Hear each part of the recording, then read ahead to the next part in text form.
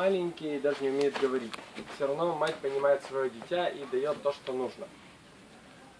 Также есть в психологии понятие как ментальный шлем.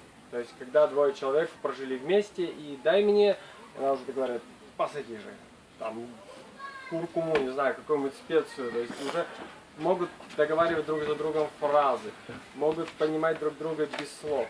Сейчас мы, как единая и цельная семья, попробуем поймать эту связь и удержать ее.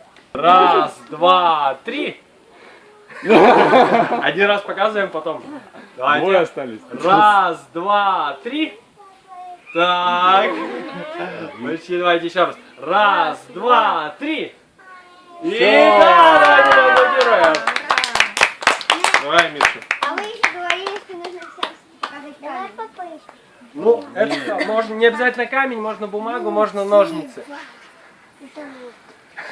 Самое главное, чтобы вы поняли, что в некоторых ситуациях нужно уступить другим.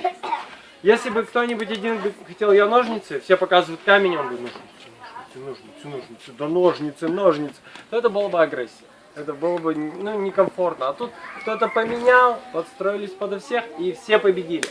Итак, второе у нас